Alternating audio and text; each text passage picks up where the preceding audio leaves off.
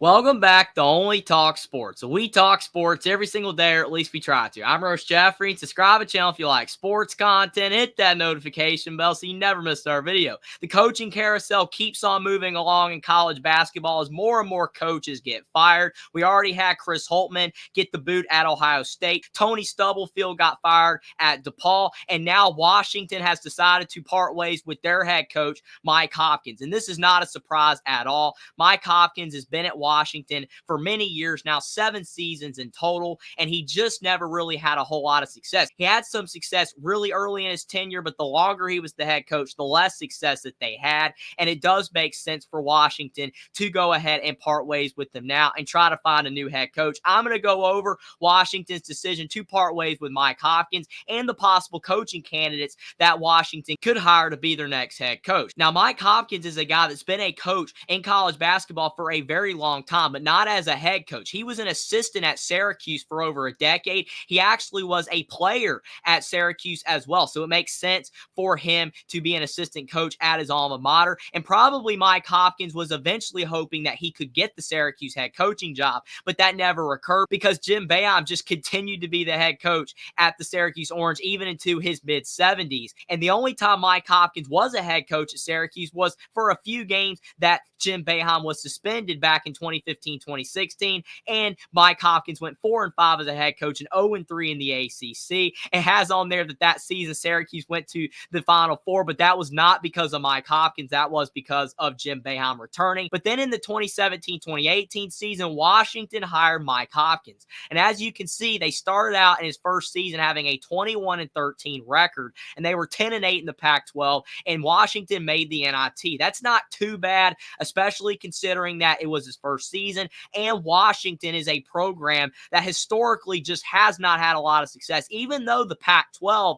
has never really been a conference in basketball overall, especially in the last few decades, it has been that competitive. You have teams like Arizona and UCLA that have been good historically, especially UCLA we know in the past with John Wooden, but there hasn't been a lot of other programs in the Pac-12 that have had success consistently. Utah's had some history. Stanford had success back in the 2000s, but Washington just hasn't been one of those teams that has had too much success. But then in Washington's second season with Mike Hopkins as head coach, they went 27-9 and 15-3 in the Pac-12. By far had his best season as the Washington head coach, and that was when they had Matisse Thybulle and Jalen Noel, and things were looking up for Washington. They made the round of 32 in the NCAA tournament, but then after that, Washington went downhill, never had a season that was anywhere close to the success that Mike Hopkins had in his first 2 seasons. They never made the NCAA tournament or the NIT ever again, and that's despite the past couple of seasons, Washington bringing in Keon Brooks from Kentucky, and this past year, Washington brought in Severe Wheeler as well from the Kentucky Wildcats, and Washington is below 500 in Pac-12 play. They're barely over 500 overall record-wise, and Mike Hopkins' winning percentage at Washington was barely over 50%, and he was below 50% in Pac-12 play. And when you compare that to the previous head coach at Washington, Lorenzo Romar, who was at Washington for a very long time, he took Washington to several NCAA tournaments, a few NITs, and he had a much better overall record. And Lorenzo Romar had an above 500 conference record as well. And Lorenzo Romar ended up getting fired because his last season at Washington was terrible at 9-22. And Mike Hopkins was brought in to at least be able to replicate what Lorenzo Romar did and maybe even improve on it, but it just never happened. And that's why it makes sense for Mike Hopkins to be fired. Plus, as well, when you look at the fact that Washington is about to be joining the Big Ten in college basketball next season, it really doesn't make sense for Washington to continue to have Mike Hopkins as head coach. If he could not win in the Pac-12, he's not going to be winning in the Big Ten in a much tougher league with a lot of other teams that are currently better than the Washington Huskies. And now that Washington's going to be getting that Big Ten money, maybe they can put some of that to their basketball team, but all these other teams are going to be putting more money into their basketball teams as well. So Washington's facing an uphill battle, but at least it shows that they are willing to make a change and try to find a way to make this program win. And Mike Hopkins was just not going to be the guy. He only had 1 year left on his deal, and he had like a $3 million buyout. So Washington's not having to shill out that much money to get rid of him. So all around, this move makes sense. I will say, ironically, though, they fired him at a very bad time because Washington just beat number 18 Washington State on the road.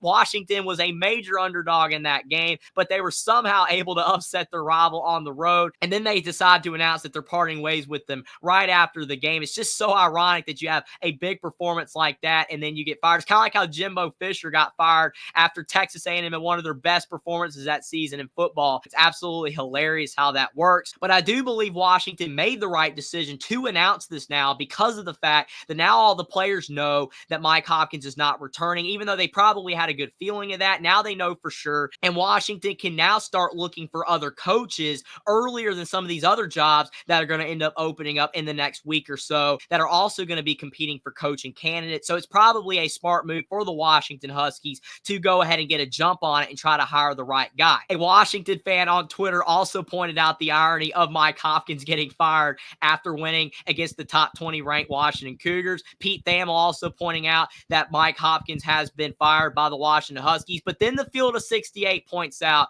as a possible coaching candidate for the Washington Huskies is Danny Sprinkle, the Utah State head coach. And that actually would make a little bit of sense because of the fact Danny Sprinkle is a younger head coach. He's only in his 40s, and he was a former basketball player at Montana State. And then he ended up becoming the head coach at Montana State. And then after a few seasons, he decided to move on and take the Utah State job. So you can tell that Danny Sprinkle is one of those guys that wants to move up the coaching ranks. If he really liked being at his alma mater, he would have stayed at Montana State for his entire career. Now, I'm not saying there's anything wrong with Danny Sprinkle making the jump to a bigger school, but you can just tell since he moved up to Utah State 4 short seasons after becoming the head coach at his alma mater at Montana State, there is a good chance Danny Sprinkle would take the Washington job because he is familiar with the West Coast area, and I do believe that actually it would be a good fit for the Washington Huskies. The only issue is that Danny Sprinkle hasn't been a head coach for too long. He has had success at Montana State and Utah State,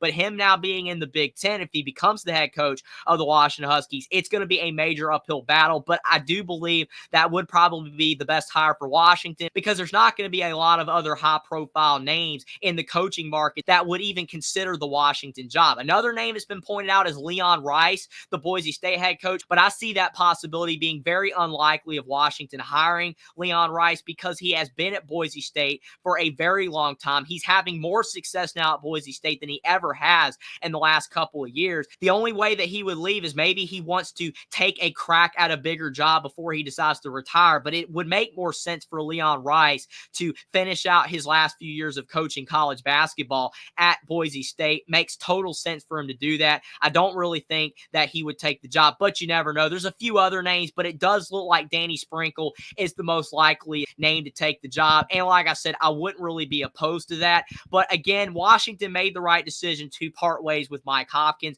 His deal was almost up. He had 1 year left. The Big Ten is looming for the Washington Huskies. They are a middling basketball program. They're not awful, but they're definitely not good. They just keep going around 500. And now that they're going to the Big Ten, they just cannot continue the way that they are right now. It's going to be much tougher competition. And Washington in basketball runs the risk of falling behind and being at the bottom of the Big Ten if they did not part ways with Mike Hopkins, because more than likely they were not going to have success with him at head coach. I know that we have seen coaches struggle for a long time and then they turn it around eventually, but he'd been at Washington for 7 seasons and only had success in his first 2 seasons after taking over for Lorenzo Romar. So Washington made the right move to move on from Mike Hopkins, and now we'll have to see if their next head coach, if it's Danny Sprinkle or somebody else, can help make the Huskies competitive in the Big Ten next season and beyond.